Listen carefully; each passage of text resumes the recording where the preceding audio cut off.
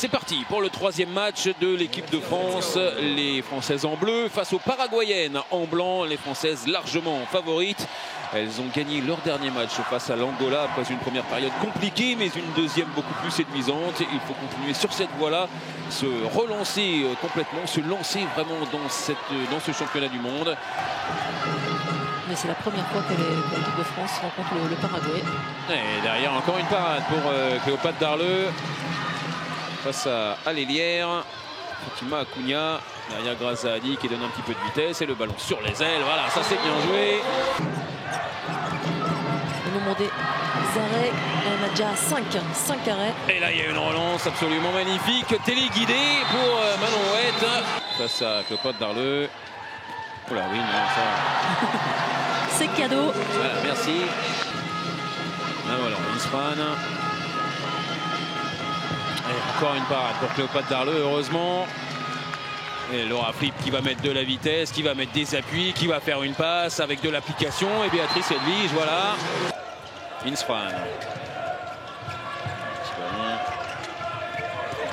Voici, elle a réussi à passer parce qu'il y a eu une chute dans le secteur central. Inspan qui a réussi à garder ce ballon. Il l'a donné à Faria qui va tirer par en dessous et ça surprend Cléopâtre Darleux. 14-10 donc avec une première période vraiment très moyenne pour les joueuses d'Olivier Crumbles. On espère de la vitesse, on espère des buts dans cette seconde période. Et ça commence bien avec le premier but de Siraba Dembélé. C'est logique. Et là, face à Inspan, il y a 20 cm d'écart grâce à Ali, voilà, qui va aller trouver la lucarne. On est au bord de l'interception, Inspan encore au sol et le pastis à nouveau pour Cléopâtre Darleux qui va relancer parfaitement pour Siraba Dembélé qui va marquer premier poteau. Voilà une action qu'on aurait aimé voir à de multiples reprises en première période. On n'a pas du tout dépassé là où la gardienne pouvait intervenir.